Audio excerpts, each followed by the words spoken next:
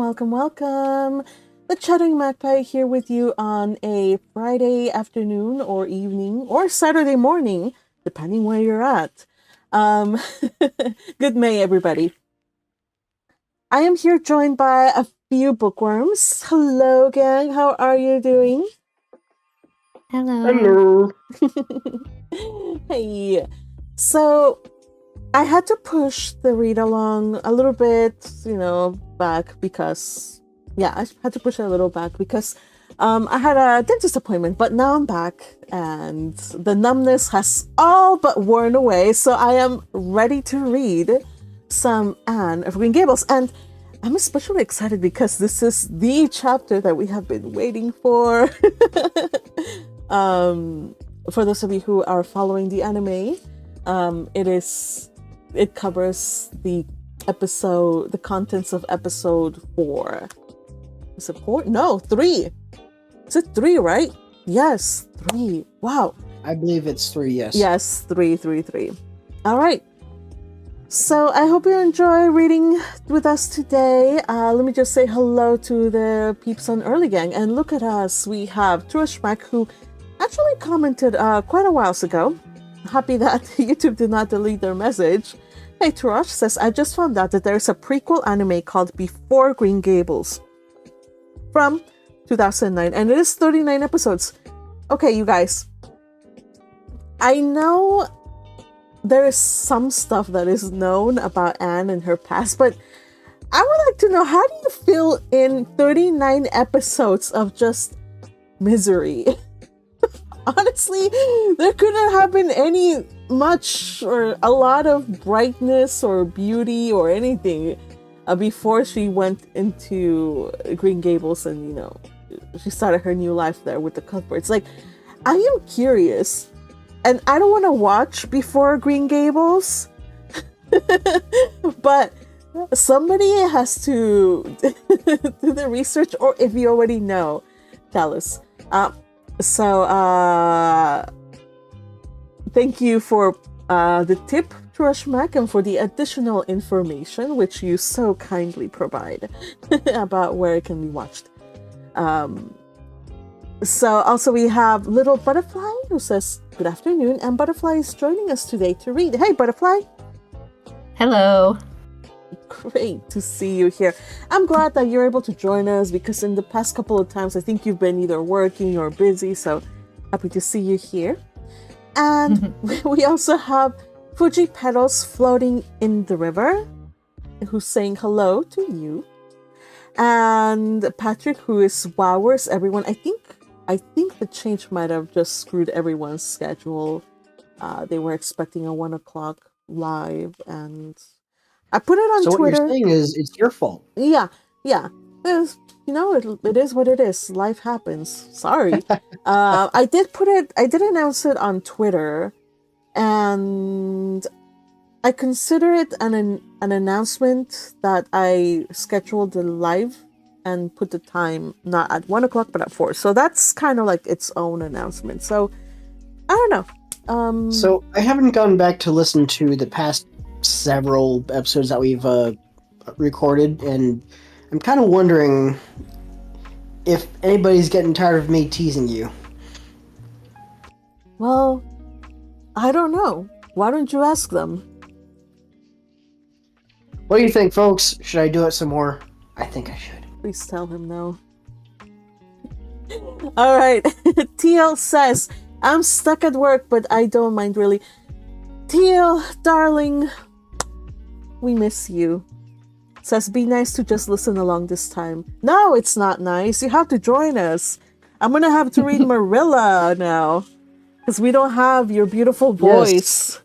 We are going to suffer because we don't have Teal here. I know. Marilla's going to suffer. I shall do my best. So many roles. Fuji has definitely condoned my teasing of you, so it's going to continue. Okay, well, okay. Well, what can I say about that? Just please don't make fun. Never mind. All right. Chapters 15 and 16. We have a lot of roles, you guys. A lot of roles. But we are ready. I am hydrated. Where's my chopstick? Here's my chopstick. Okay. Oh my god, why didn't you chopstick. make sure you had it before I have we it. I started? have it. I applied it. All right. So we have 1, 2, 3, 4, 5, 6, 7, 8 rolls today to read.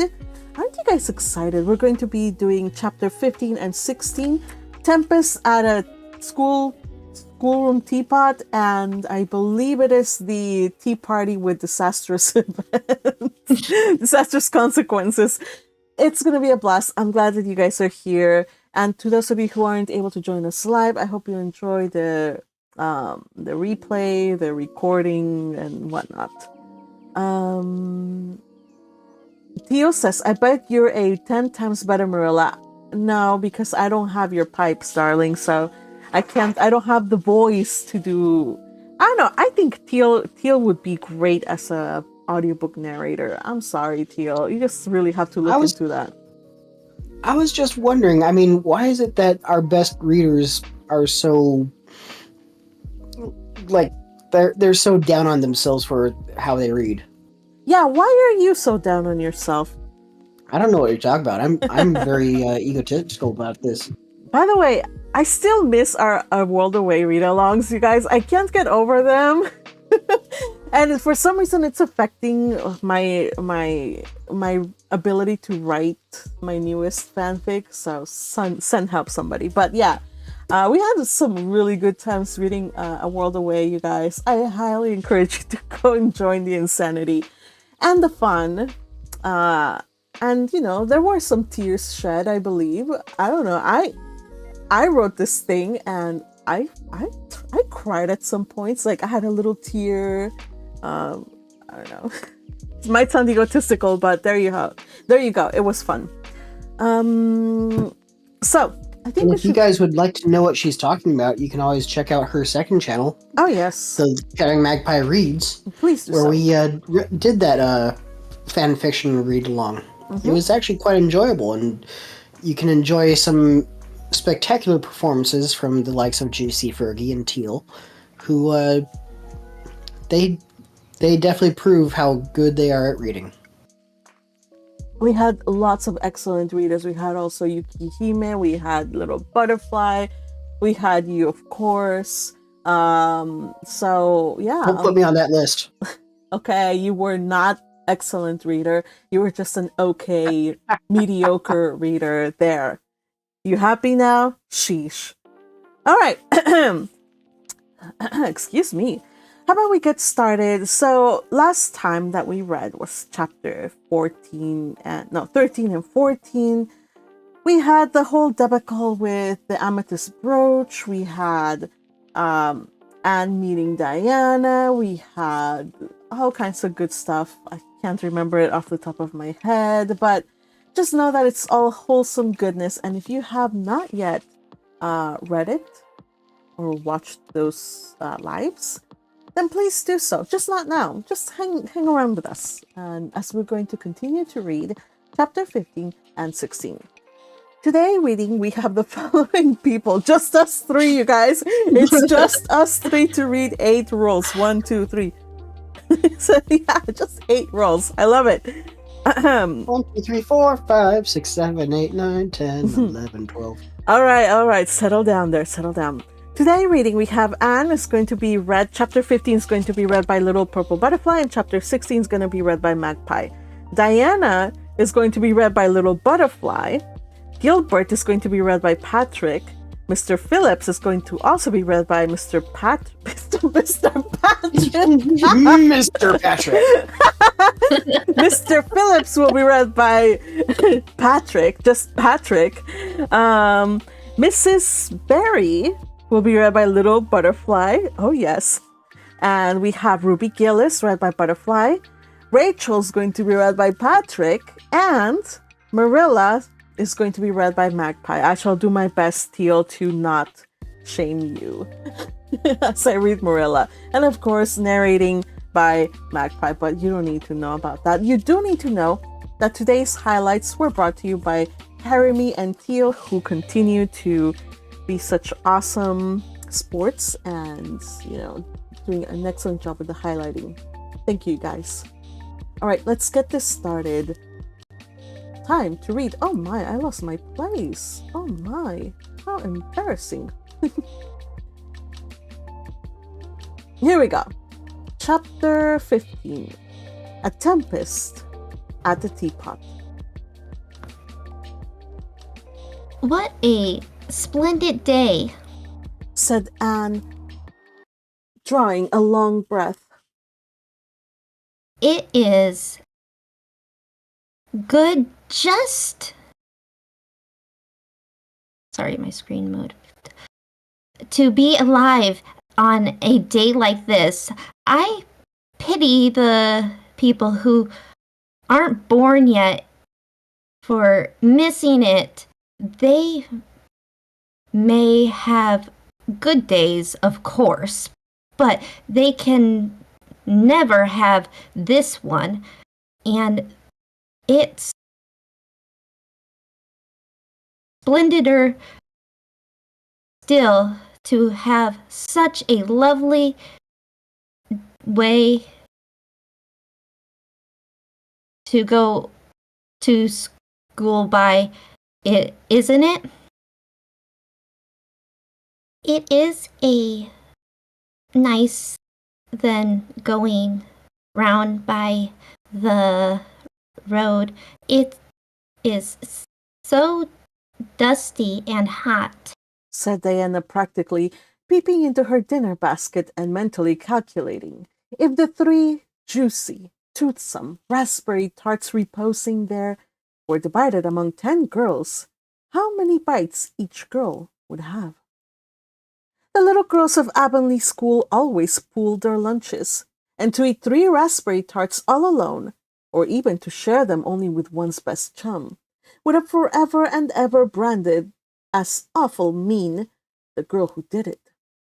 And yet, when the tarts were divided among 10 girls, you just got enough to tantalize you. The way Anne and Diana went to school was a pretty one. Anne thought those walks to and from school with Diana couldn't be improved upon even by imagination. Going around by the main road would have been so unromantic. But to go by Lover's Lane and Willowmere and Violet Vale and the Birch Path was romantic, if ever anything was. Lover's Lane opened out below the orchard at Green Gables and stretched far up into the woods to the end of the Cuthbert farm. It was the way by which the cows were taken to the back pasture and the wood hauled home in winter. Anne named it Lover's Lane before she had been a month at Green Gables. Not that Lover's Lane is really walk there. Not that lovers ever really walk there. She explained to Marilla. But Diana and I are reading a perfectly magnificent book, and there are lovers' lanes in it. So we want to have one too. And it's a very pretty name, don't you think? So romantic. We can't imagine the lovers into it. You know, I like the lane because you can think of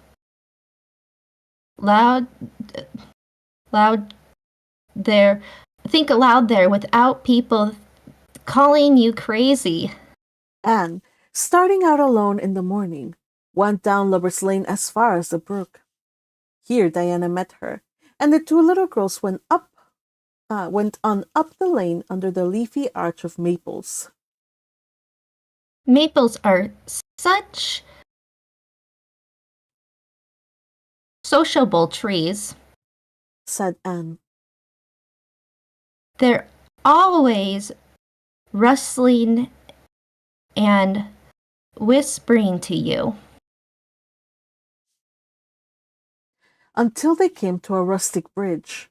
Then they left the lane and walked through Mr. Barry's back field past Willowmere. Beyond Willowmere came Violet Vale, a little green dimple in the shadow of Mr. Andrew Bell's big woods. Of course, there are no violets there now. Anne told Marilla. But Diana says there will be are millions of them in the spring. Oh, Marilla, can you just imagine you see them? It literally takes away my breath. I named it Violet Vale. Diana said she never saw the beat of me or hitting on fancy names for places. It's nice to be clever at something, isn't it? But Diana named the birch path. She wanted to, so I let her. But I'm sure I could have found something more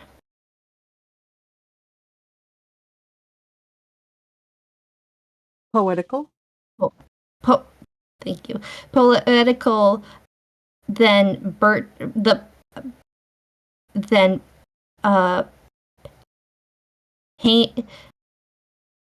plain birch path. Anybody can think of a name like that, but the birch path is one of the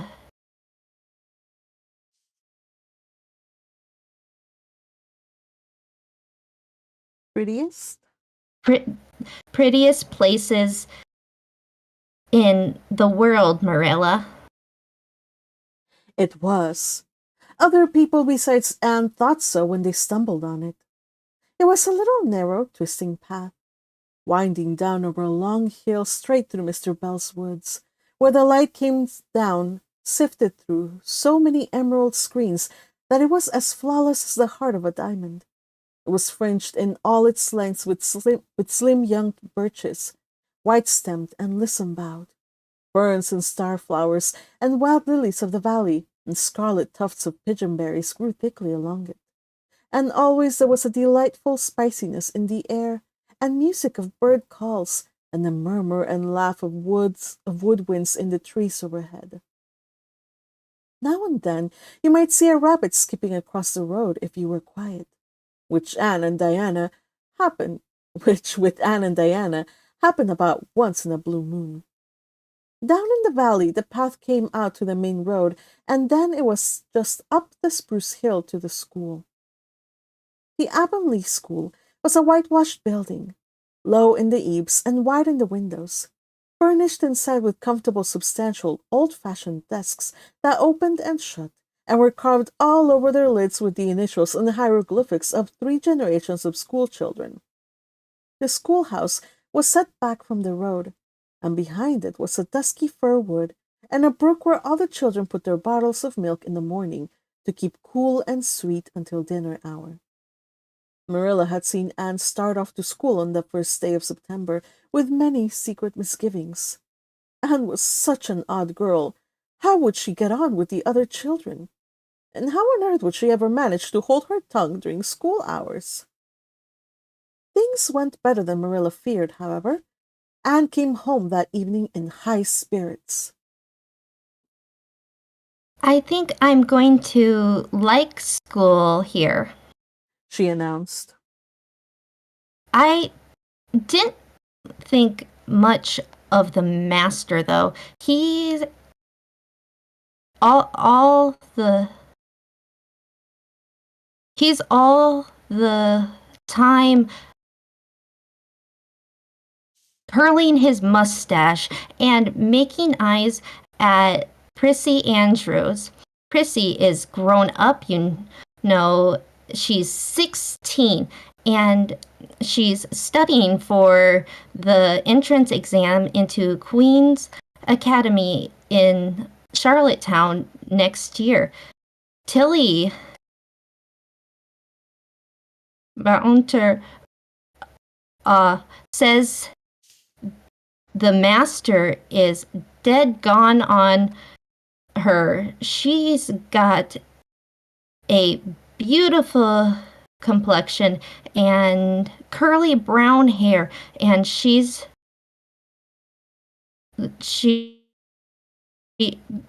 does it up so elegantly. She sits in the long seat at the back of and he sits there too most of the time to explain her lessons, he says. But Ruby Gillis says she saw him writing something on her slate, and when Prissy read it, she blushed as red as a beet and giggled. And Ruby Gillis says she didn't believe it had anything to do with the lesson. Anne Shirley, don't let me hear you talking about your teacher in that way again, said Marilla sharply. You don't go to school to criticize the master. I guess he can teach you something, and it's your business to learn. And I want you to understand right off that you're not to come home telling tales about him. That is something I won't encourage. I hope you were a good girl. Indeed, I was, said Anne comfortably. It wasn't so hard as you might imagine. I sat with Diana. Our seat is right by the window, and we can look down to the lake of shining water where are a lot of nice there are a lot of nice girls in school, and we had scrumptious fun playing at dinner time. It's so nice to have a lot of little girls to play with, but of course I like Diana the best and always will. I adore Diana. I'm dreadfully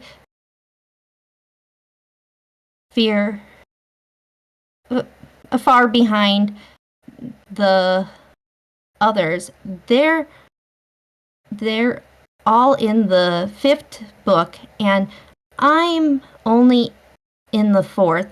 I feel that it kind of a disgrace, but there's not one of them has such an imagination as I have, and I soon found that out. We had reading and geography and Canada history and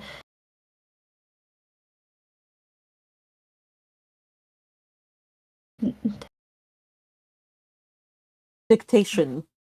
Dictation today.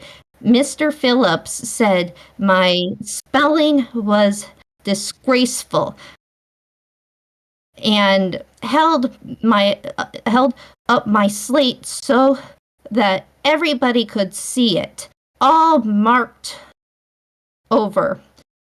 It felt so mortified Marilla. He might have been polite to a stranger. I think Ruby Gillis gave me a. I think Ruby Gillis gave me an apple, and Sophie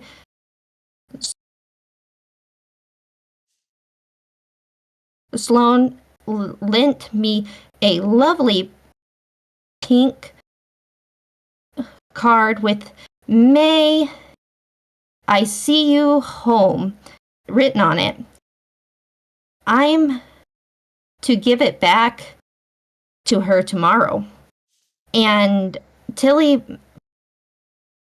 Bolter let me wear her bead ring all the afternoon.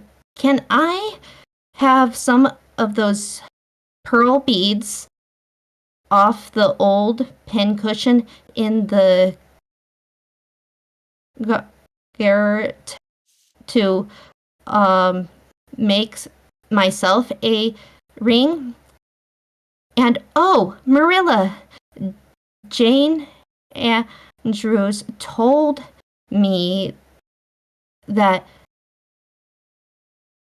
Minnie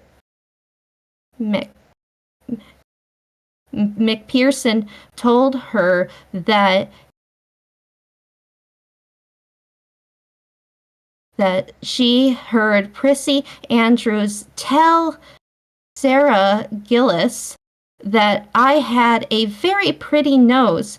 Marilla, that is the first compliment I have ever had in my life. And you can't imagine what a strange feeling it gave me. Marilla, have I really a pretty nose? I know you'll tell me the truth. Your nose is well enough, said Marilla shortly. Secretly, she thought Anne's nose was a remarkably pretty one, but she had no intention of telling her so. That was 3 weeks ago, and all had gone smoothly so far. And now, this crisp September morning, Anne and Diana were tripping blithely down the birch path, two of the happiest little girls in Avonlea. I guess Gilbert Blythe will be in school today, said Diana. He's been visiting his cousin over in New Brunswick and all summer, and he only came back at home Saturday night. He's awfully handsome, Anne, and he teases the girls something terrible. He's just torments our lives out. Diana's voice indicated that she rather liked having her life tormented out than not. Gilbert Blythe, said Anne. Isn't his name that's written up on the porch wall with Julia Bells and a big "Take Notice" over them? Yes, said Diana, tossing her head. But I'm sure he doesn't like Julia Bell so very much. I heard him say she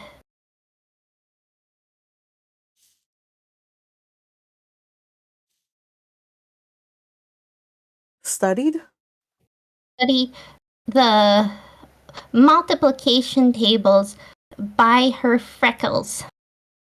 Oh, don't speak about freckles to me, implored Anne. It isn't delicate. It isn't delicate when I got so many, but I do think that writing take notice to up on the wall about the boys and girls is the silliest ever. I should just like to see anybody dare to write my name up there with a boy's. Not, of course. She hastened to add.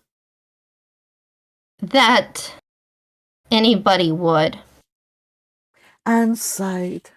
She didn't want her name written up, but it was a little humiliating to know that there was no danger of it.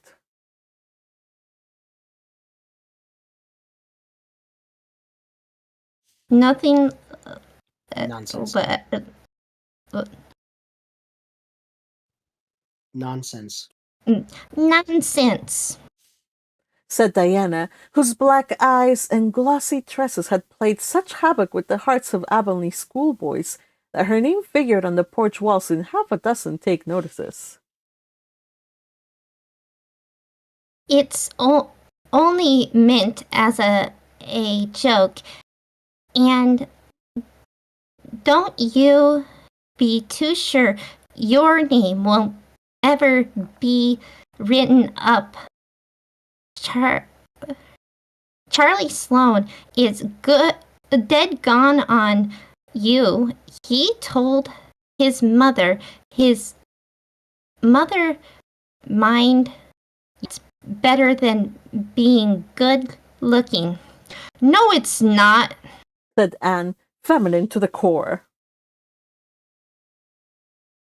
I'd rather be pretty than clever, and I hate Charlie Sloane. I can't bear a boy with Google eyes off. Anyone wrote my name up with his.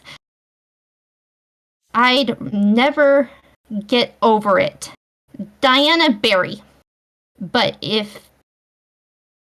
it is nice to keep head of your class. It's nice to keep ahead of your class.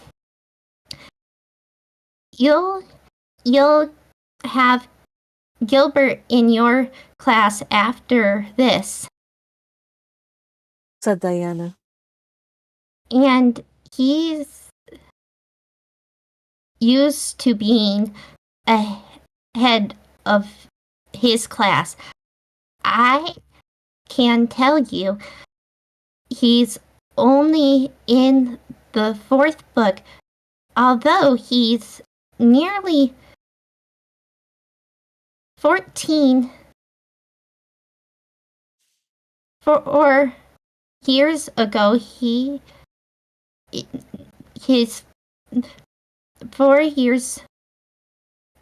his father was sick and had to go out to Alberta for his health, and Gilbert went with him. They were 3 years, and Gil didn't go to school hardly any until they came back. You won't find it so easy to keep ahead after this, Anne. I'm glad, said Anne quickly. I couldn't really feel proud of keeping ahead of little boys and girls of just 9 or 10. I got up yesterday spelling Oh my gosh. I don't even know how to say that word. Ebullition? evolution. I don't know. Hold on, I wasn't paying attention. Oh, Jo- ebullition. Yeah, ebullition, right? yeah. I'm not familiar with that word. Josie Pye was head, and mind you, she peeked in her book. Mr. Phillips didn't see her. He was looking at Prissy Andrews, but I did, and just swept her a look of freezing scorn, and she got as red as a beet and spelled it wrong after all. Those Pie girls are cheaters. Cheats all round, said Diana indignantly as they climbed the fence of the main road.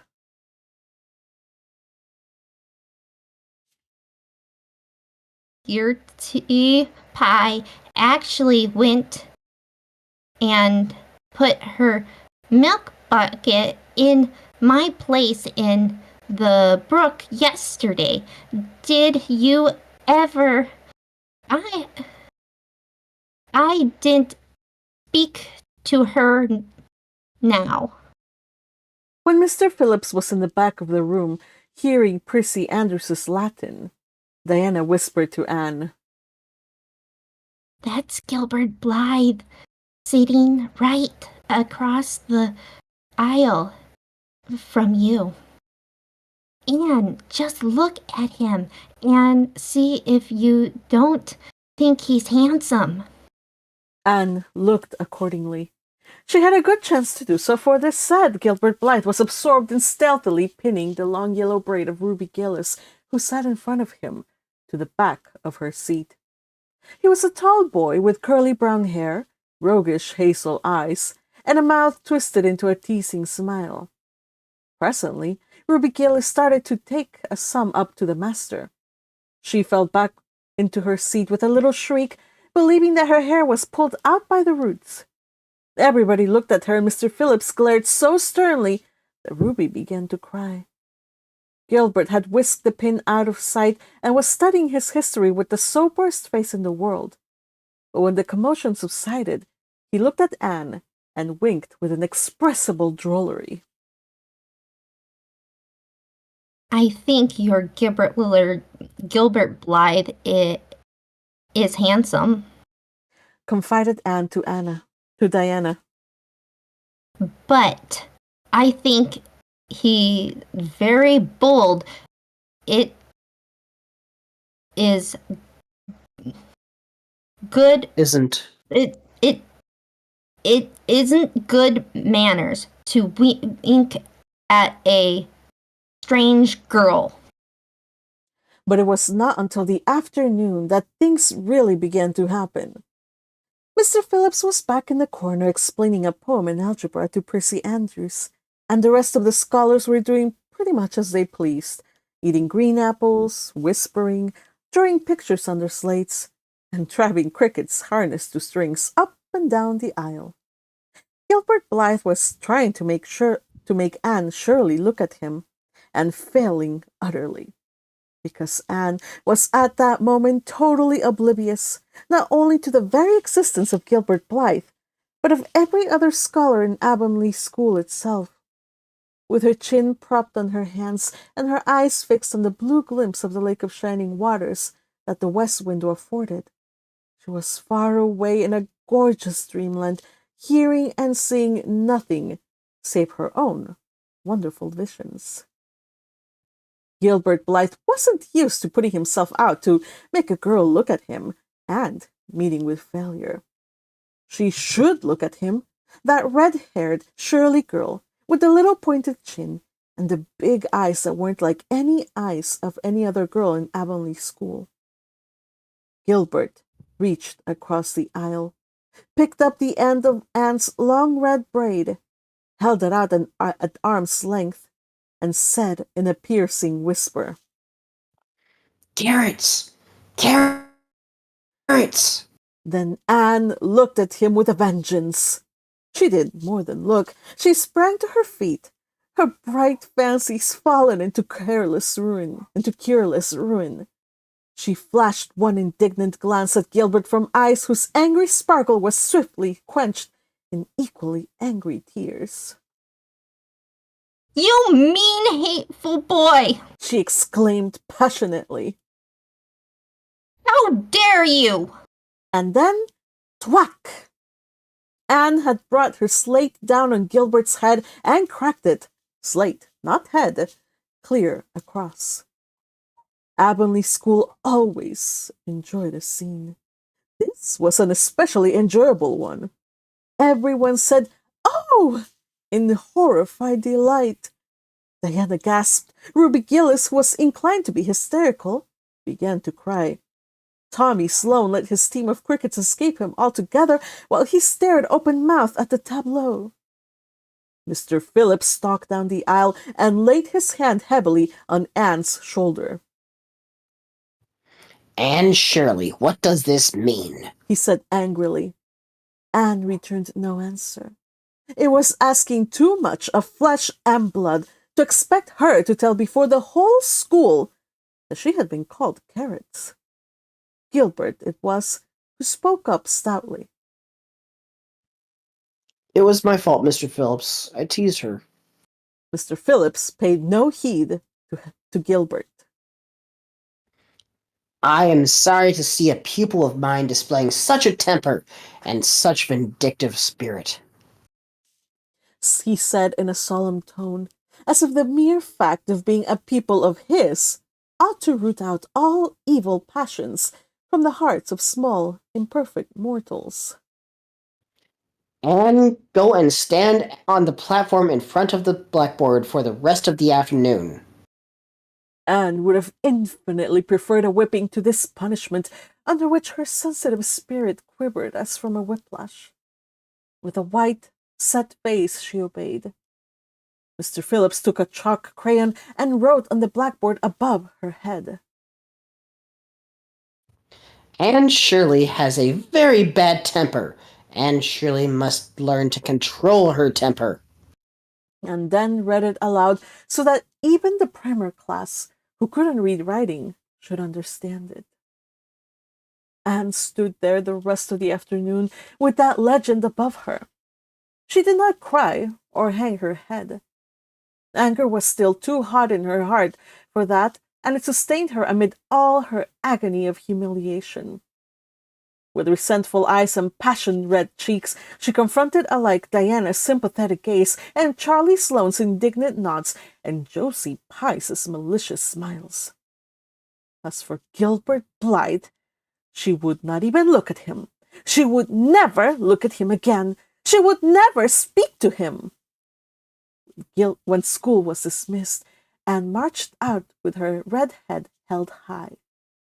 Gilbert Blythe tried to intercept her at the porch door. "I'm awfully sorry I made fun of your hair, Anne," he whispered contritely. "Honest I am. I don't be mad for keeps now." Anne swept by disdainfully, without look or sign of hearing. Oh, how could you, Anne? Breathed Diana as they went down the red road, half reproachfully, half admiringly. Diana felt that she could never have resisted Gilbert's plea. I shall never forgive Gilbert Blythe, said Anne firmly. And Mr. Phillips spelled my name without an E, too. The iron has entered into my soul, Diana. Diana hadn't the least idea what Anne meant, but she understood it was something terrible. You mustn't mind Gilbert making fun of your hair. She said soothingly. Why, he makes fun of all the girls. He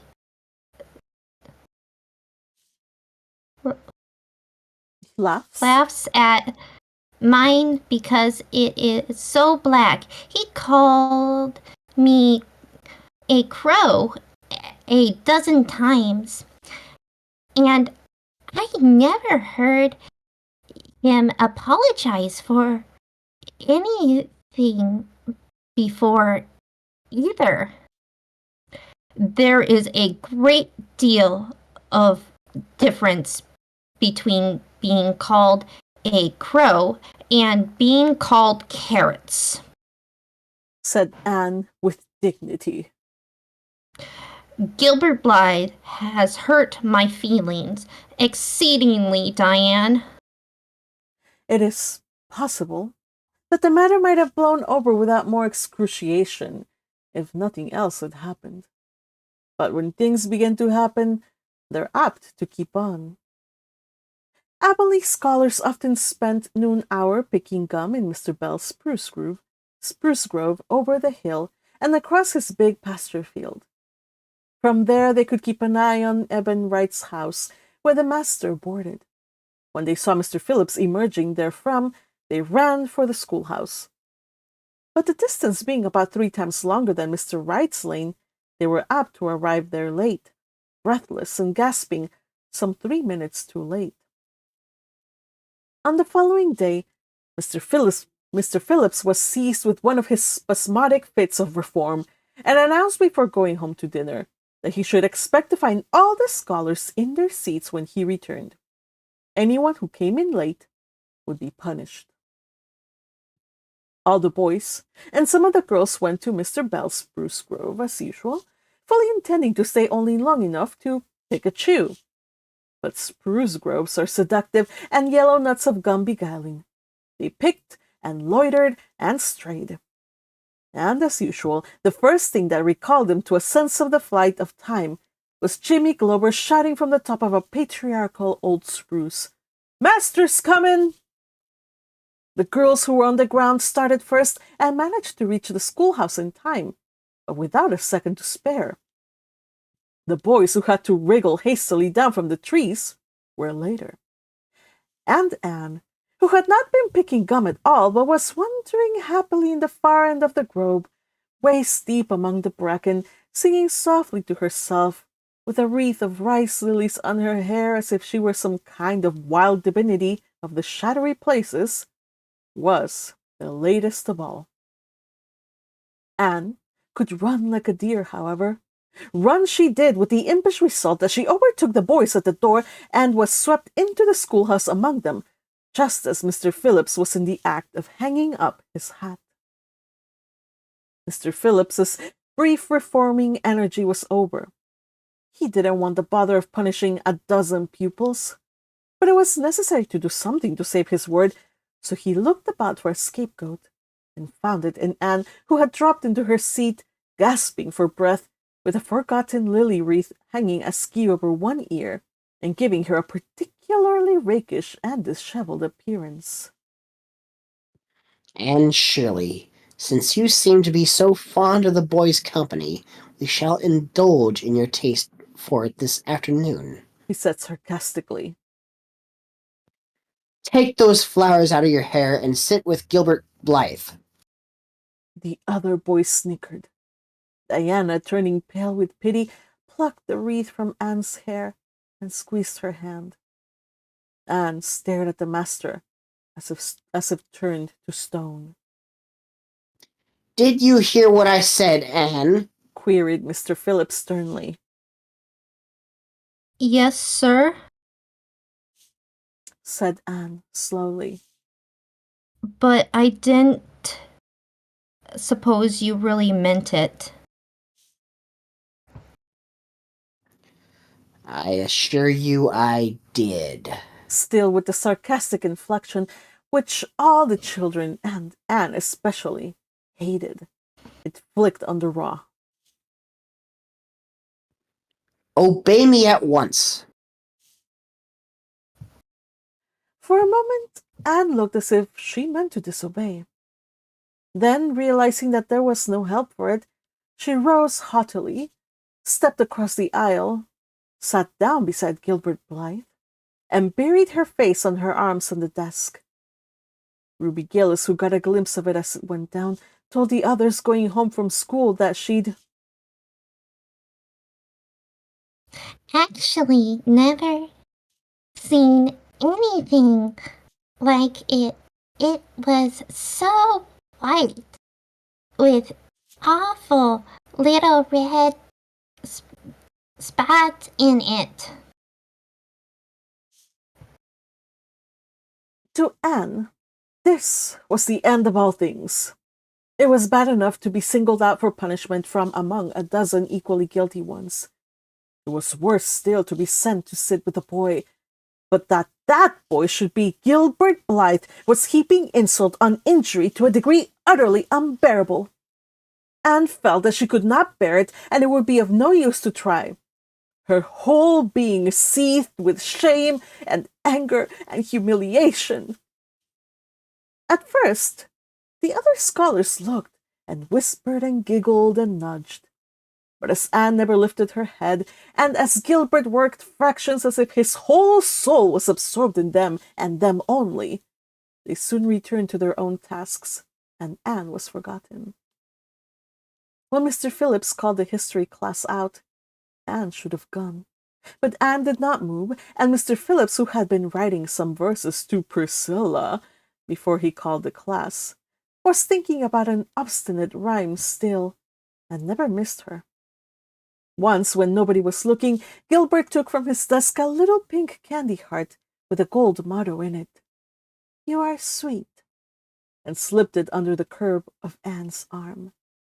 Whereupon Anne rose, took the pink heart gingerly between the tips of her fingertips, dropped it on the floor, and ground it to powder beneath her heel, and resumed her position without deigning to bestow a glance on Gilbert. When school went out, Anne marched to her desk, ostentatiously took out everything therein, books and writing tablet, pen and ink, testament and arithmetic, and piled them neatly on her cracked slate. What are you taking all those things home for, Anne? Diana wanted to know as soon as they were out on the road. She had not dared to ask the question before. I am not coming back to school anymore, said Anne. Diana gasped and stared at Anne as if to see if she meant it. Will Marilla let you stay home? She asked. She'll have to, said Anne. I'll never go to school to that man again. Oh, Diana looked as if she were ready to cry. I don't think you're mean. What shall I do? Mr. Phillips will make me sit with that horrible Gertie. Gertie Pye. I know he will, because she is sitting alone. Do come back, Anne. I do almost anything in the world for you, Diana, said Anne sadly. I let myself be torn limb from limb if it would do you any good, but I can't do this, so please don't ask it. You Harrow. harrow up my very soul. Just think of all the fun you will miss. Mourned Diana. We are going to build the loveliest new house down by the Brooke. Brooke, sorry, my screen moved. brook, and we'll be playing ball next week, and you've never played ball, and it's tremendously exciting, and you're going to learn a new song. Jane Andrews is particularly practicing it up now, and Alice Andrews is going to be bringing a new pansy book next week, and we're all going to read it out loud, chapter about down by the brook. And you are so fond of reading out loud, Anne. Nothing moved Anne in the least. Her mind was made up. She would not go to school to Mr. Phillips again. She told Anne so when she got home. Nonsense. She told Marilla so. Said Marilla. It's not nonsense, said Anne, gazing at Marilla with solemn, reproachful eyes.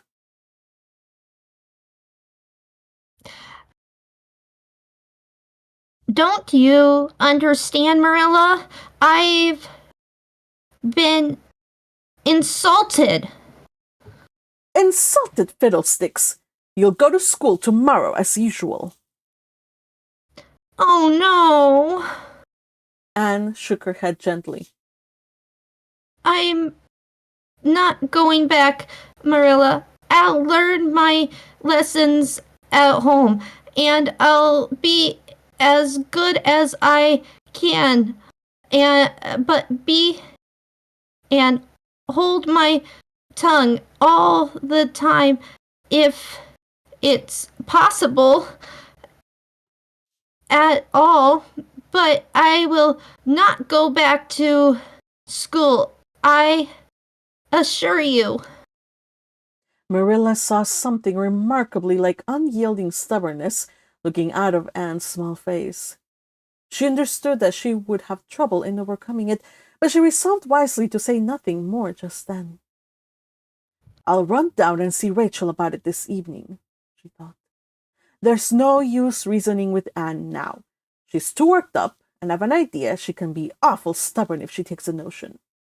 Far as I can make out from her story, Mr. Phillips has been carrying matters with a rather high hand, but it would never do to say so to her.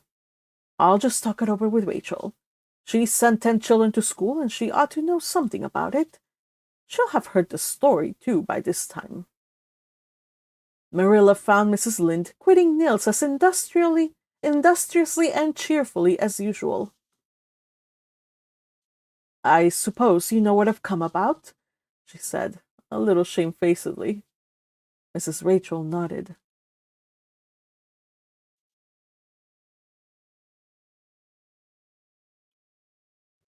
Oh, that's me. That is you. Your grand debut. About Anne's fuss in school, I reckon. She said. Tilly Boulter was on her way home from school and told me about it. I don't know what to do with her. She declares she won't go back to school. I never saw a child so worked up. I've been expecting trouble ever since she started school. I knew things were going too smooth to last. She's so high-strung. What would you advise, Rachel? Well, since you've asked my advice, Marilla, Said Mrs. Lynde amiably. Mrs. Lynde dearly loved to be asked for advice. I just humor her a little at first. That's what I do. It's my belief that Mr. Phillips was in the wrong. Of course, it doesn't do to say so to children, you know. And of course, he did right to punish her yesterday for giving way to temper. But today it was different. The others who were late should have been punished as well as Anne. That's what. And I don't believe in making the girls sit with the boys for punishment. It isn't modest. Tilly Boulter was real indignant. She took Anne's part right through and said all the scholars did too. Anne seems really popular among them somehow. I never thought she'd take with them so well. Then you really think I'd better let her stay home, said Marilla in amazement. Yes, that is, I wouldn't say school to her again until she said it herself. Depend on it, Marilla, she'll cool off within a week or so and be ready enough to go back to her own accord. That's what, while if you were to make her go back right off, dear knows what a freak or tantrum she'd take next and make more trouble than ever. The less fuss made, the better, in my opinion. She won't miss much by not going to school. And as far as that goes, Mr. Phillips isn't any good at all as a teacher.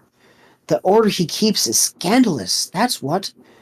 And he neglects the young fry and puts all his time on those big scholars he's getting ready for Queen's.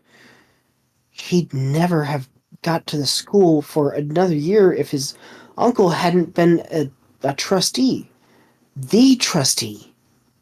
For he just leads the other two around by the nose. That's what. I declare, I don't know what education in this island is coming to. Mrs. Rachel shook her head, as much as to say if she were only at the head of the educational system of the province, things would be much better managed.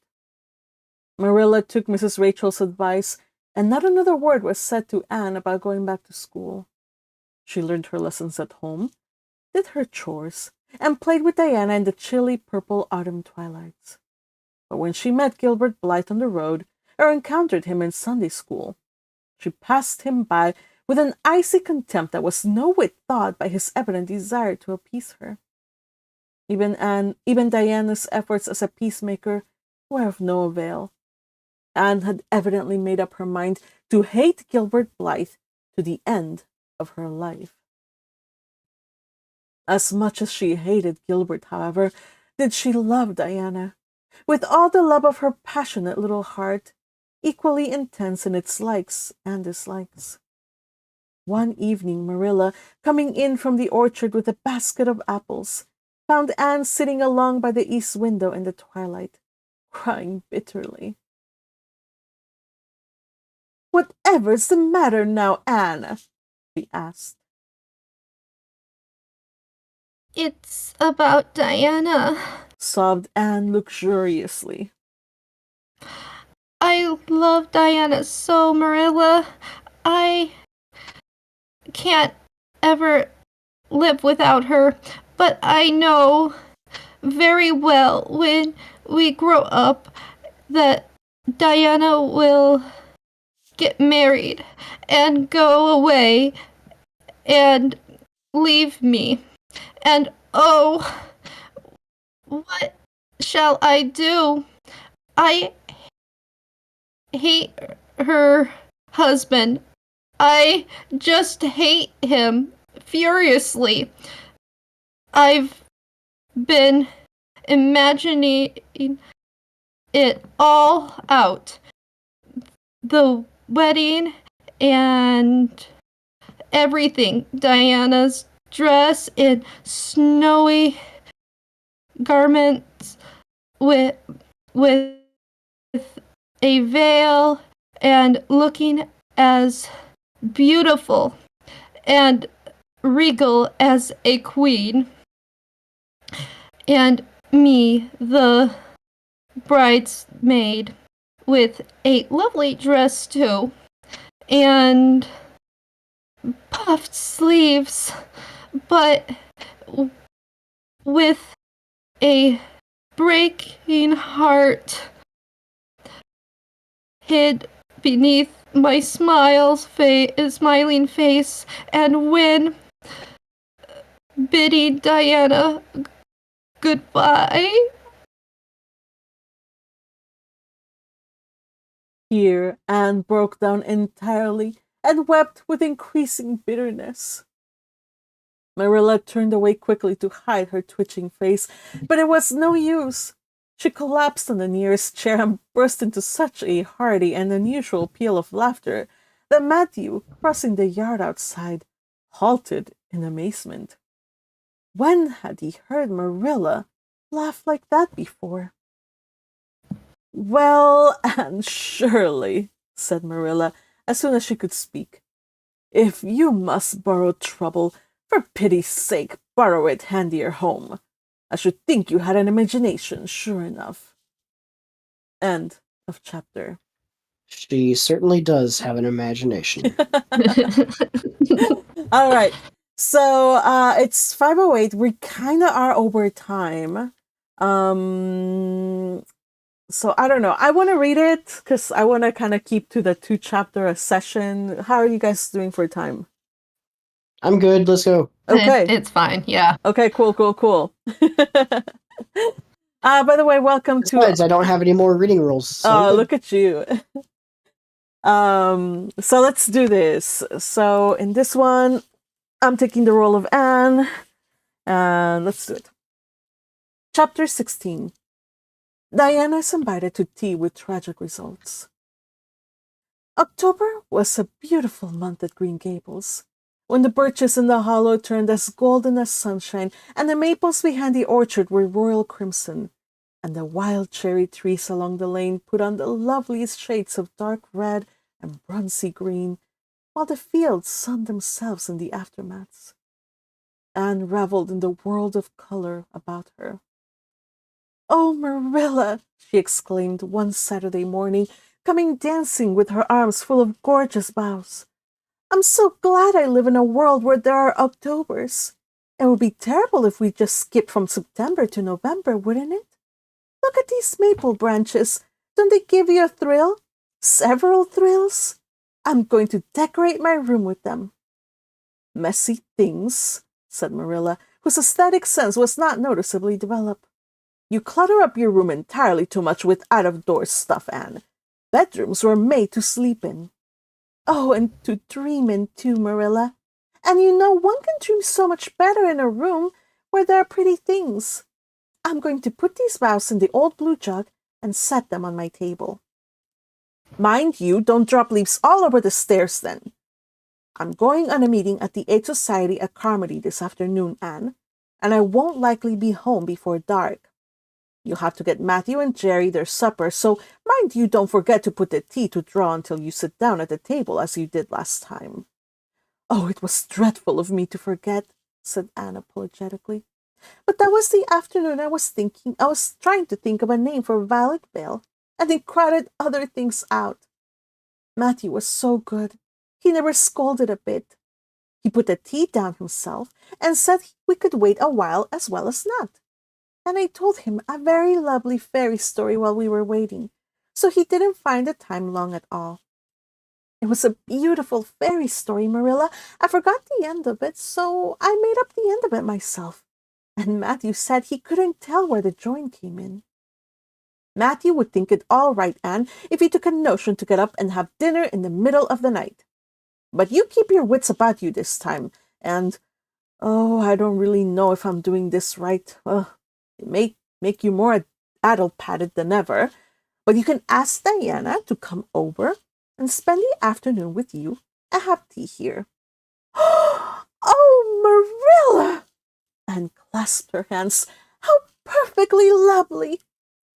You are able to imagine things after all, or else you'd never have understood how I've longed for that very thing.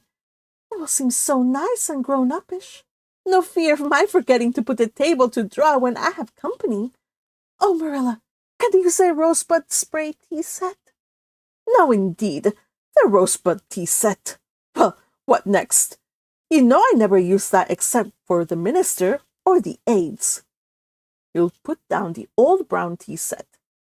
But you can open the little yellow crock of cherry preserves. It's time it was being used anyhow. I believe it's beginning to work. And you can cut some fruit cake and have some of the cookies and snaps. I can just imagine myself sitting down at the head of the table and pouring out the tea, said Anne, shutting her eyes ecstatically, and asking Diana if she takes sugar. Oh, I know she doesn't, but of course I'll ask her, just as if I didn't know. And then pressing her to take another piece of fruit cake and another helping of preserves. Oh, Marilla, it's a wonderful sensation just to think about it. Can I take her into the spare room to lay off her hat when she comes? And then into the parlor to sit? No, the sitting room will do for you and your company. But there's a bottle half full of raspberry cordial that was left over from the church social the other night. It's on the second shelf of the sitting room closet, and you and Diana can have it if you like. And a cookie to eat it with along in the afternoon, for I dare say Matthew will be late coming into tea since he's hauling potatoes to the vessel. Anne flew down to the hollow, past the Dryad's Bubble, and up the spruce path to Orchard Slope to ask Diana to tea. As a result, just after Marilla had driven off to Carmody, Diana came over, dressed in her second-best dress, and looking exactly as it is proper to look when asked out to tea. At other times she was wont to run into the kitchen without knocking, but now she knocked primly at the front door. And when Anne, dressed in her second best, as primly opened it, both little girls shook hands as gravely as if they had never met before. This unnatural solemnity lasted until after Diana had been taken to the east gable to lay off her hat, then, and sat for 10 minutes in the sitting room, toes in position. "How's your mother?" inquired Anne politely, just as if she had not seen Mrs. Barry picking apples that morning in excellent health and spirits. She's very well, thank you. I suppose Mr. Cuthbert is hauling potatoes to Lily's stand this afternoon, is he? Said Diana, who had ridden down to Mr. Hammond's Andrews that morning in Matthew's cart. "Yes, our potato crop is very good this year.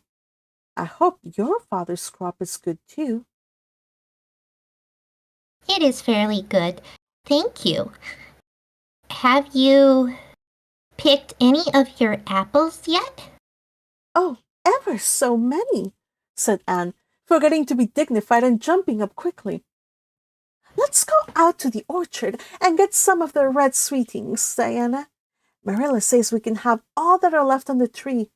Marilla is a very generous woman. She said that we could have fruit cake and cherry preserves for tea. But it isn't good manners to tell your company what you're going to give them to eat, so I won't tell you what she said we could drink.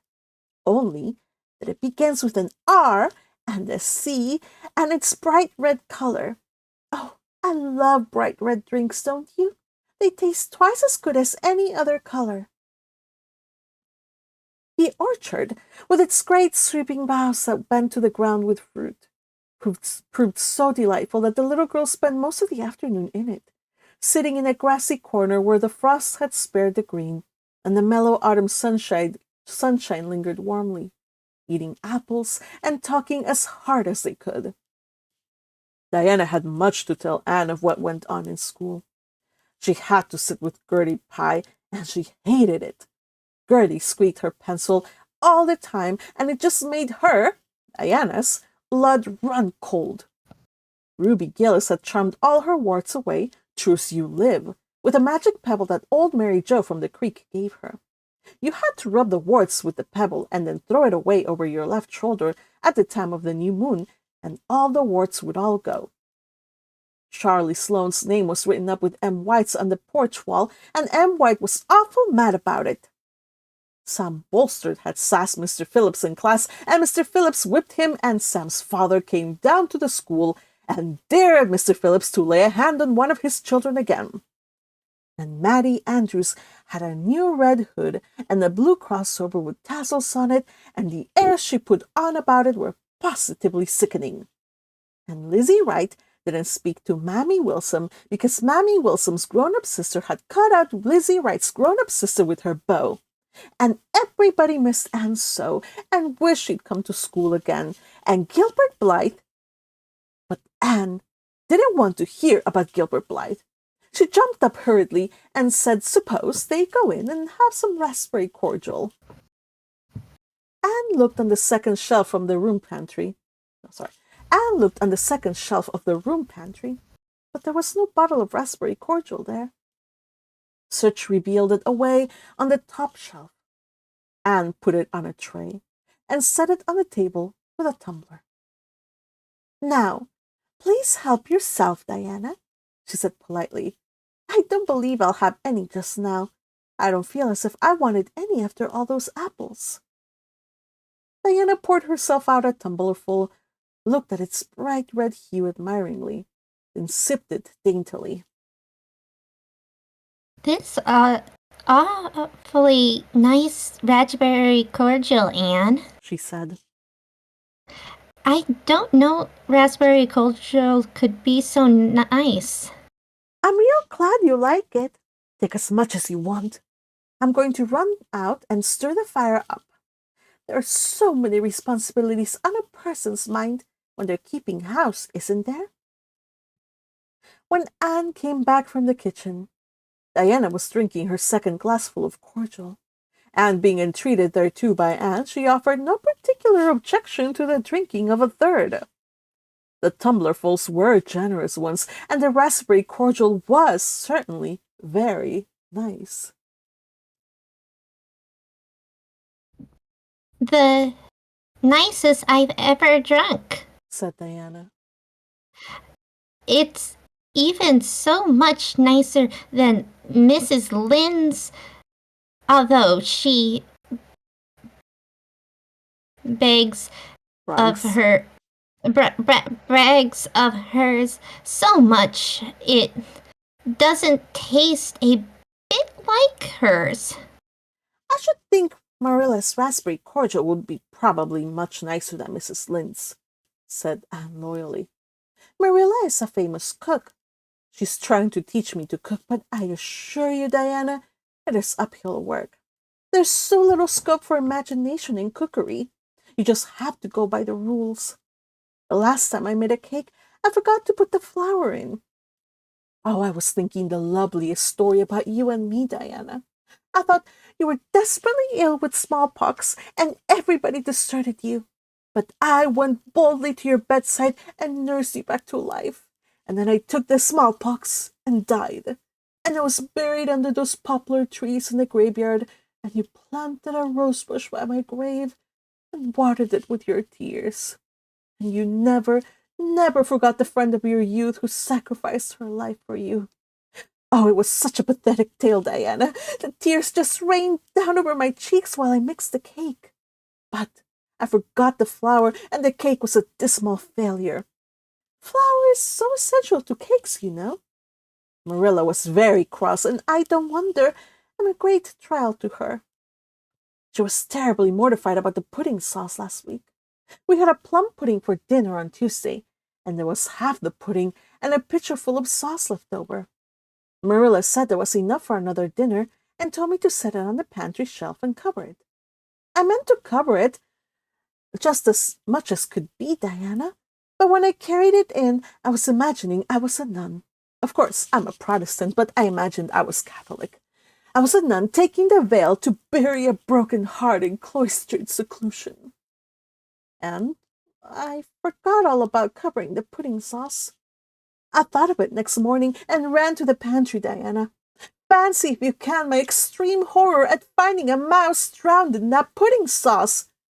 I lifted the mouse out with a spoon and threw it out in the yard, and then I washed the spoon in 3 waters. Marilla was out milking, and I fully intended to ask her when she came in if I'd give the sauce to the pigs. But when she came in, I was imagining that I was a frost fairy going through the woods, turning the trees red and yellow, whichever they wanted to be. So I never thought about the pudding sauce again, and Marilla sent me out to pick apples. Well, Mr. and Mrs. Chester Ross came from Spencerville here last morning. You know that they're very stylish people, especially Mrs. Chester Ross. When Marilla called me in, dinner was all ready and everybody was at the table. I tried to be as polite and dignified as I could be, for I wanted Mrs. Chester Ross to think I was a ladylike little girl, even if I wasn't very pretty. Everything went right until I saw Marilla coming with the plum pudding in one hand and the pitcher of pudding sauce warmed up in the other. Oh, Diana, that was a terrible moment.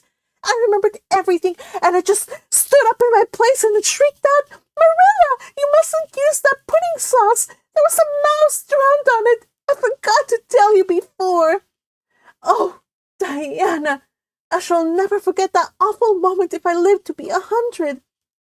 Mrs. Chester Ross just looked at me, and I thought I would sink through the floor with mortification. She is such a perfect housekeeper, and fancy what she must have thought of us. Marilla turned red as fire, but she never said a word. Then she just carried that sauce and pudding out and brought in some strawberry preserves. She even offered me some, but I couldn't swallow a mouthful. It was like heaping coals of fire on my head. After Mrs. Chester Ross went away, Marilla gave me a dreadful scolding. Why, Diana, what's the matter? Diana had stood up very unsteadily. Then she sat down again, putting her hands to her head. I am awfully sick, she said a little thickly. I must go right home. Oh, you mustn't dream of going home without your tea, cried Anne in distress. I'll get it right off. I'll go and put the tea down this very minute. I must go home, repeated Diana, stupidly but determinedly. Let me get you a... Sorry, guys. I drank water, so... You realize you're supposed to drink the water and not breathe it, right? Ignoring Patrick, continuing on. Let me get you a lunch anyhow, implored Anne. Let me give you a bit of fruitcake and some of the cherry preserves. Lie down on the sofa for a little while and you'll feel better. Why do you feel bad? I must go home, said Diana, and that was all she would say. In vain Anne pleaded. I've never heard of company going home without tea, she mourned. Oh, Diana, do you suppose that it's possible that you're really taking the smallpox? If you are, I'll go and nurse you. You can depend on that. I'll never forsake you. Oh, but I do wish you'd stay till after tea. Why do you feel bad? I'm awfully dizzy, said Diana. And indeed, she walked very dizzily. Anne, with tears of disappointment in her eyes, got Diana's hat and went with her as far as the berry yard fence. Then she wept all the way back to Green Gables, where she sorrowfully put the remainder of the raspberry cordial back into the pantry and got tea ready for Matthew and Jerry, with all the zest gone out of the performance. The next day was Sunday, and, as the rain poured down in torrents from dawn till dusk, Anne did not stir abroad from Green Gables. Monday afternoon, Marilla sent her down to Mrs. Lynde's on an errand. In a very short space of time, Anne came flying back up the lane with tears rolling down her cheeks. Into the kitchen she dashed and flung herself face downward on the sofa in an agony. "Whatever has gone wrong now, Anne?" queried Marilla in doubt and dismay. "I do hope you haven't gone and been saucy to Mrs. Lynde again." No answer from Anne save more tears and stormier sobs. "Anne Shirley, when I ask you a question, I want to be answered.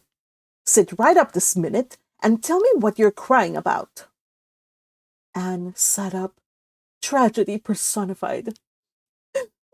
"Mrs. Lynde was up to see Mrs. Barry today, and Mrs. Barry was in an awful state. She says that I set Diana drunk Saturday and sent her home in a disgraceful condition. And she says I must be a thoroughly bad, wicked little girl, and she's never going to let Diana play with me again. Oh, Marilla, I'm just overcome with woe." Marilla stared in blank amazement. "Set Diana drunk," she said when she found her voice. "Anne, are you or Mrs. Barry crazy? What on earth did you give her?"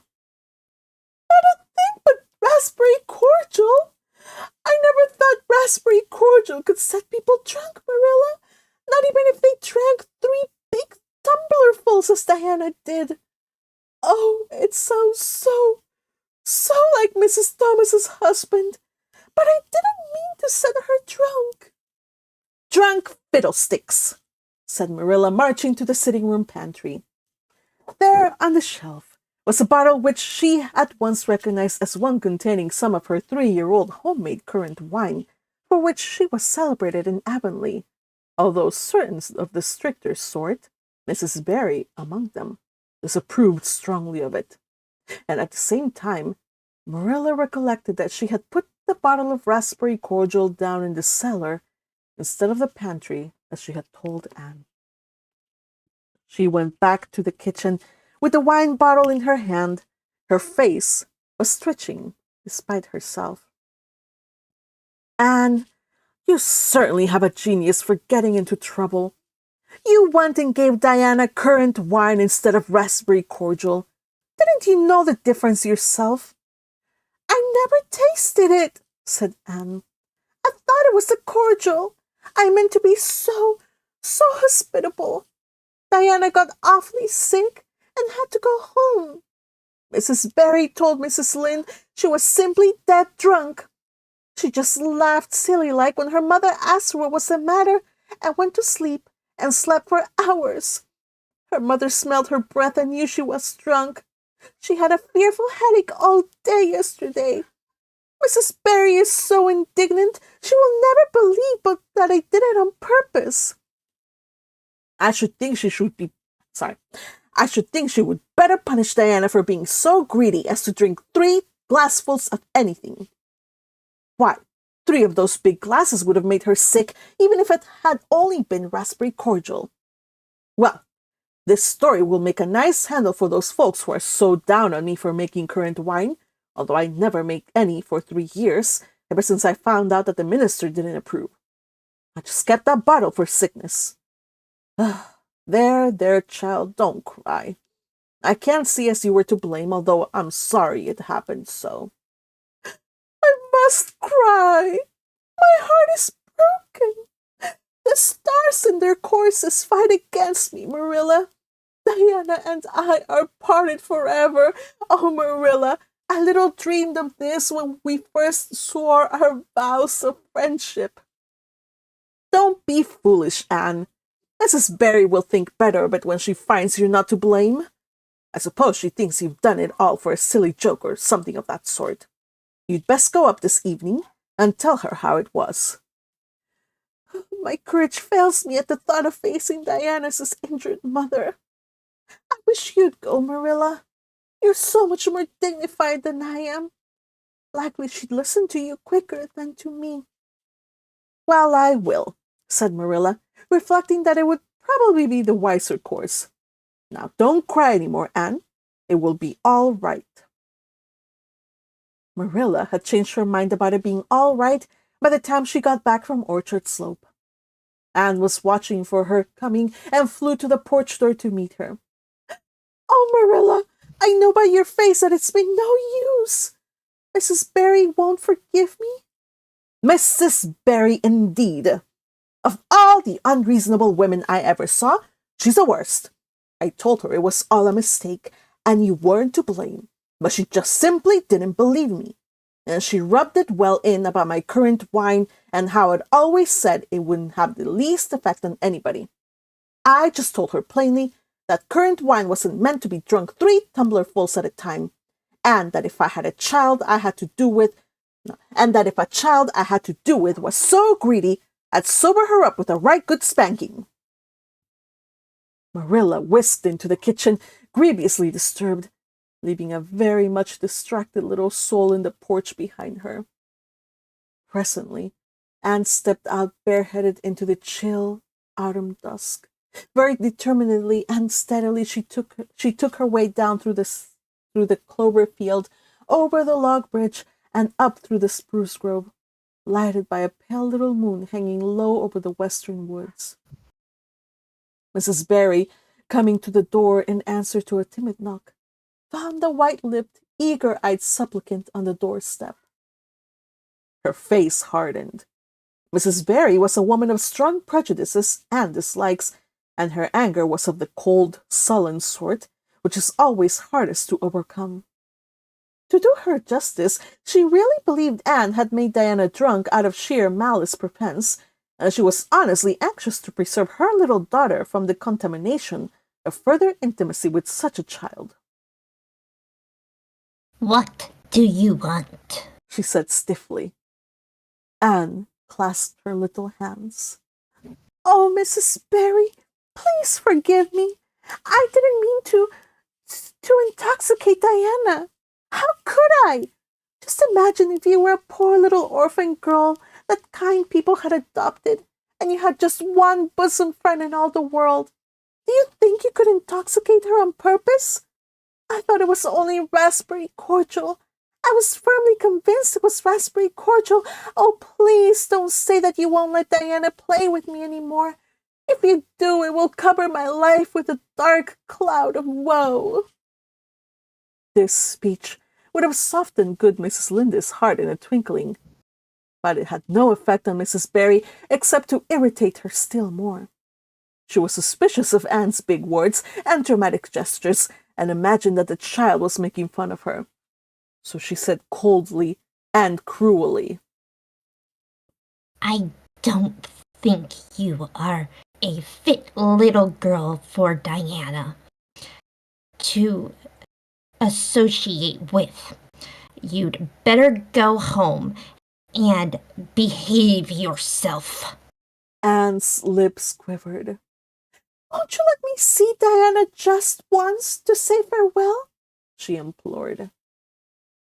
Diana has gone over to Carmody with her father, said Mrs. Barry, going in and shutting the door.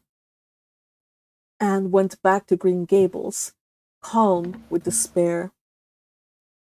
My last hope is gone, she told Marilla. I went up and saw Mrs. Barry myself, and she treated me very insultingly.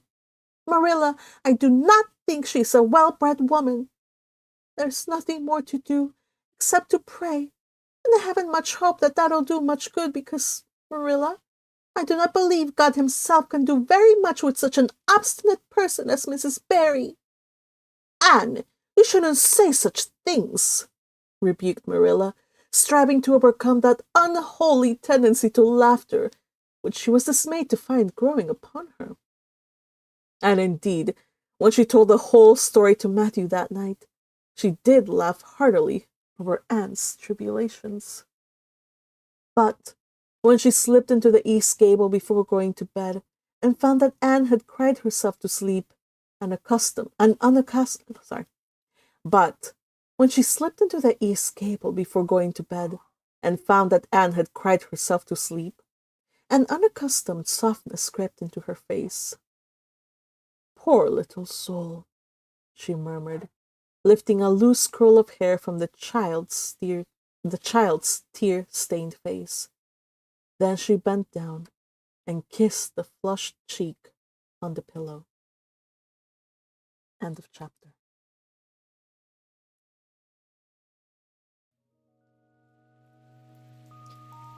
We made it! Yay! Wow, those were two really exciting chapters. What a delight. How much fun I had reading them with you guys. Woo. And yes, it was only the three of us reading like 8 characters. Hey, look, Crusher's with us. Crusher, welcome, welcome, welcome. Ah, golly. So let me... Speak to us. Please condescend to speak to this populace. Oh my god, I want raspberry cordial now. I have never tried raspberry cordial. Anybody here tried raspberry cordial? Is it just raspberry juice? Never tried it, but I really want to try it. I want to They try have an it. official Anne Shirley raspberry cordial soda, apparently. Where? I posted it in a cuisine chat. Ooh, okay. Let me go to Discord then. All right, peeps. So while I go there, let's see who else joined in while we were reading. Oh, I lost my YouTube. Oh yeah, by the way, Tarash Akihana! my AI art. Akihana? Tarash Mac. Turash Mac joined us. Welcome, Turash Mac. Welcome, welcome. And Akihana put the table to draw. I just saw that. Probably I misspoke. Yeah, I meant the T. No, you did not misspeak. It's just, because it's a product of the times, their language is very different from how we speak today. I think the phrase is put the T to draw, which I get it. Put it to steep or whatever. But I may have said table. I don't know. Cut a girl a break, okay? give me a break. Hey, this time I was defending you. Oh no, I wasn't. What the hell? I wasn't talking to you. I was talking to who was it? Akihana. All right, let me see. Going to Discord. Sorry, it looks a little weird. Trying to do the things here.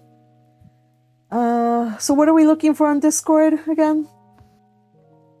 There's a video of a dude making a raspberry cordial root beer. Well, not root beer, but like soda float. Oh. And also I made AI art of like what happened. All right, so let's go. I believe. Okay, this is from last read along. Okay, so here's some AI art. We have this. It's uncanny how similar this Anne looks to. I don't know. I just feel like it's not AI generation. That it's actually a screenshot of an anime that was made. I don't know. I can't. Probably because I have to point out again because this was made by anime people. Yeah, the Ghibli peeps. Yes, this is the Ghibli themed AI art. So, seeing as they made the original Anne of Green Gables anime, that makes sense. You guys, it sucks that the anime wasn't able to put the little detail of Anne smashing Gilbert's heart. What a hilarious detail. Oh my gosh. Yeah, so Gilbert's trying to I don't know if he likes her already by now. Do you guys think he likes her? But as a joke, we said that the moment she smashed her slate on his head was when he fell in love with her. I don't know if that's true, but he certainly is like got her attention. I don't know. I don't know. My opinion, which I mean, I'm sure everybody is very much looking forward to since I give it so freely, but my opinion is since she wouldn't give him any attention and he's not used to girls ignoring him, that's what got his attention in the first place. And since he's paying more attention to her, that causes his interest to blossom into something else. Okay. All right.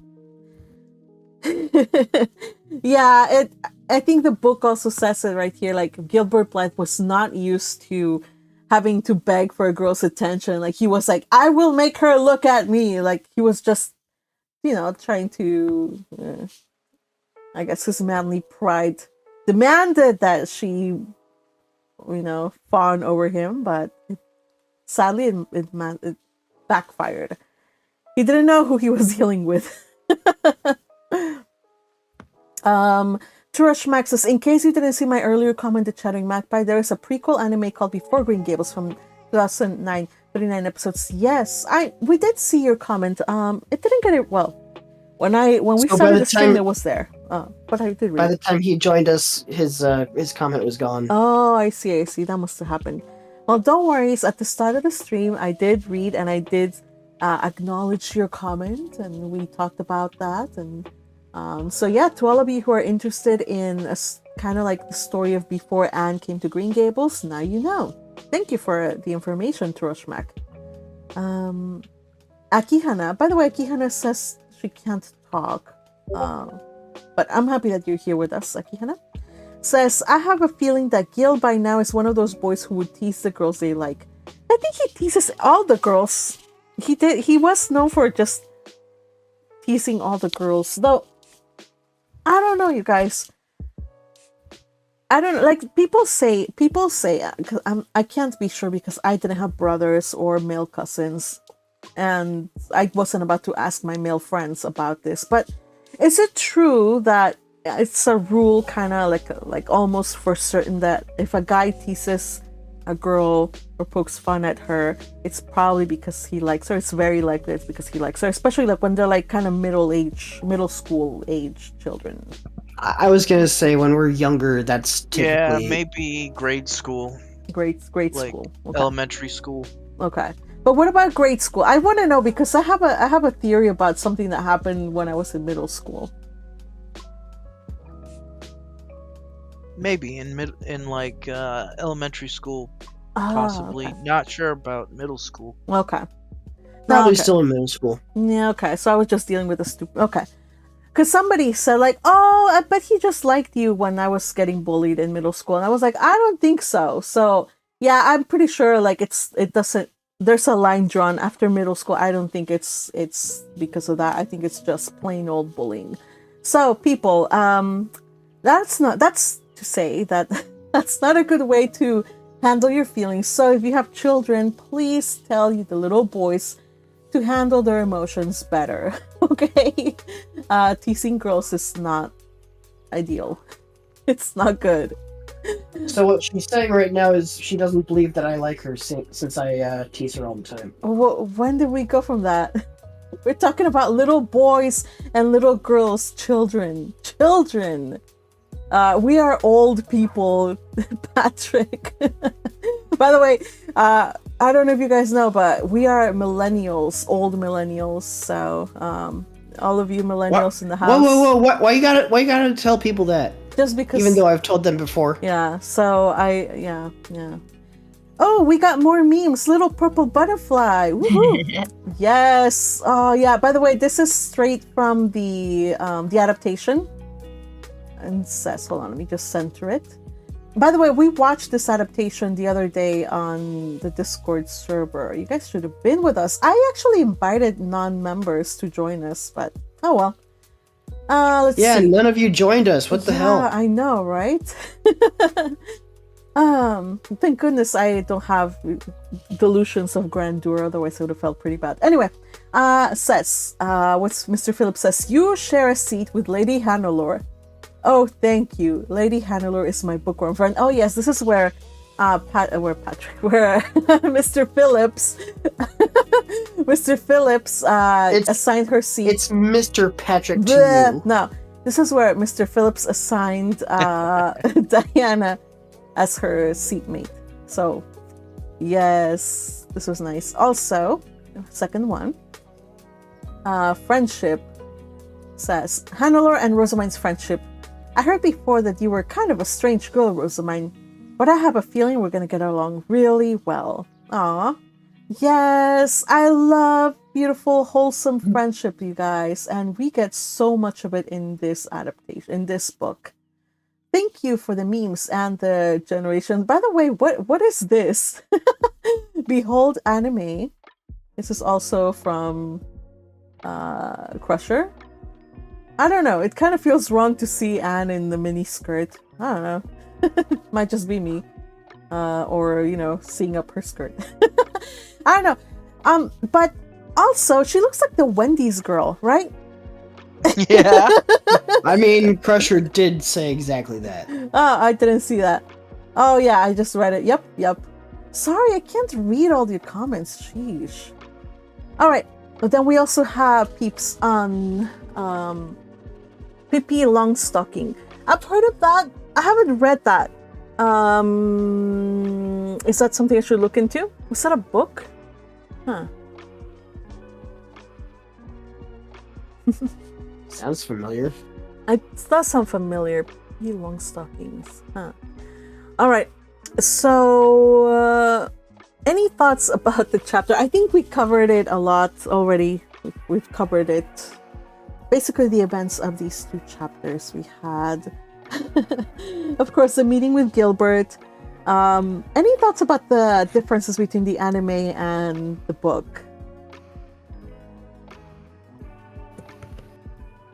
Did you like it? Did you think that it worked out even though it was so condensed? So, I'm definitely going to say that I prefer the book to the anime because there's so much more to fill out a lot of the stuff that is just kind of generalized, kind of summarized in the anime. I still enjoy the anime very much. It's just, it fills in all those little gaps. Mm-hmm. Yeah, and I think this is your first time reading the book, so it's actually really interesting for me to see your take on it because again, I've read the book like a dozen times. I love the book, so when I'm watching the anime, I can't quite just watch the anime and enjoy it for what it is. In the back of my mind, I'm always like thinking like, oh, this line was a little different. They skipped this part or they did this or oh, this is nice. All in all, it actually does help that they're using in the subtitles lines straight from the book because in that way it doesn't detract from the effect of immersion. I know a lot of people they get turned off by the old-timey language, but I think it's delightful and I think they did a really good job with it. That said, there's some... it definitely works in this series because I mean, I've told you what I think about books like Old Man of the Sea, where I just have a hard time reading it because of how they speak in that. Oh, okay. Yeah. And I guess I think it makes sense to do it like this too. Also, Trush Mag answers in the chat about Pippi Longstocking. It's a book. It's not that good, but Disney made some movies. Okay. I did not know about that. The name sounded familiar, so I guess I'll have to look it up in... I don't know. Do you think it's on Disney Plus? Let's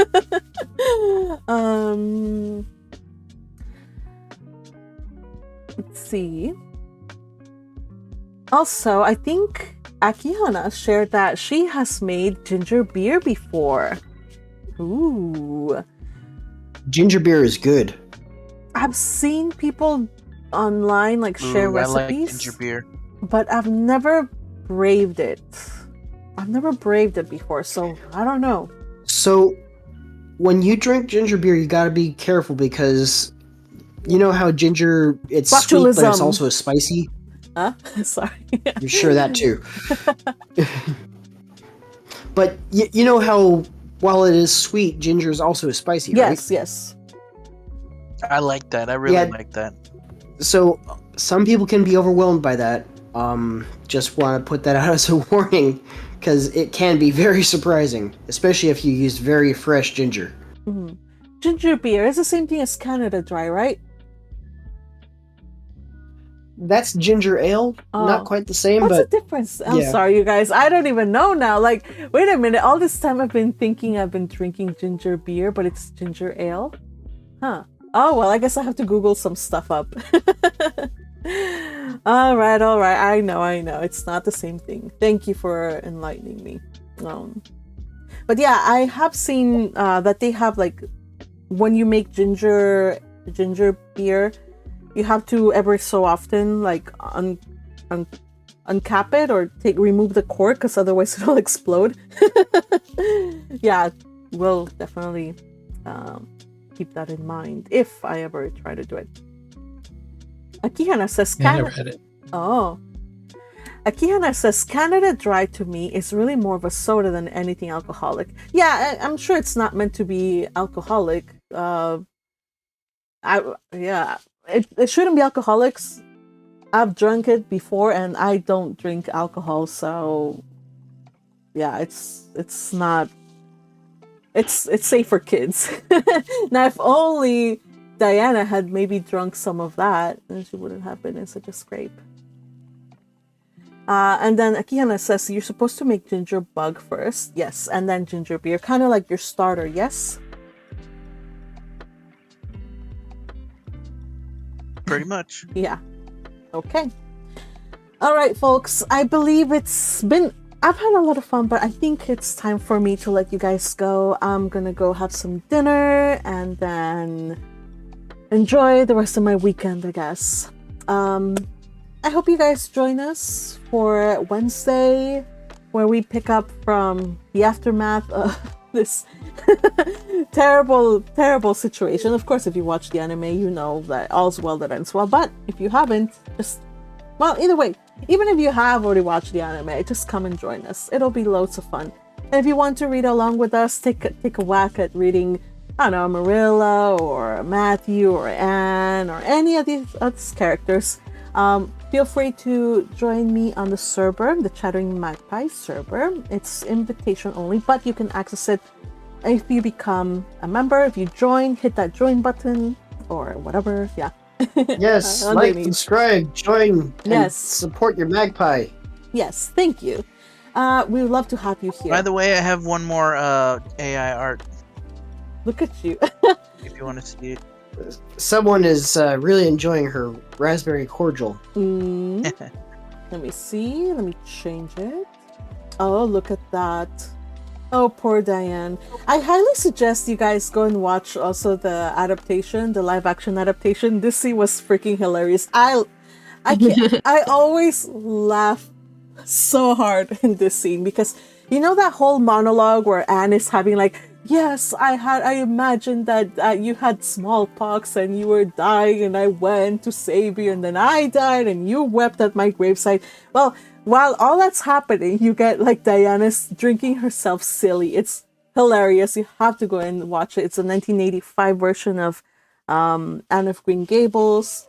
Really hilarious. I got it from I think Amazon Prime has it.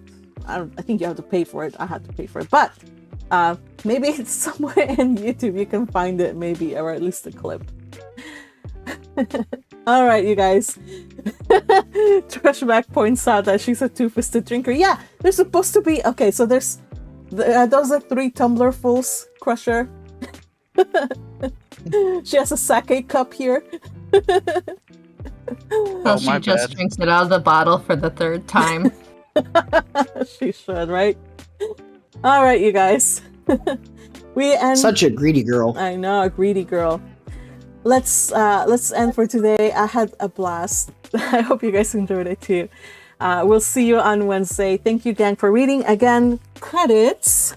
We had today reading. Anne was read by. Basically, it's just the 3 of you guys here. Ruby was read by Butterfly, Little Purple Butterfly. Marilla was read by Magpie. Rachel was read by Patrick. Good job, Patrick, by the way. Reading Marilla. Even though I was Rachel. getting roasted in the chat They for were just being jealous. a very manly Rachel. They were just jealous. Diana was read by Little Purple Butterfly. Anne was read by Little Purple Butterfly and Magpie. Gilbert was read by Patrick. Mr. Phyllis was read by Patrick. Mrs. Berry was read by Butterfly. And with the highlights were made possible to you, or were brought, were brought to you thanks to Hiremi and Teal. And of course, this live read is made possible by members such as these fine folks who support me monthly. Thank you guys. Have a good weekend. We will see you on Wednesday. Say bye-bye, gang. Bye-bye, gang. Bye. See ya. Like, Adios. subscribe, and join. Yes, do so, please.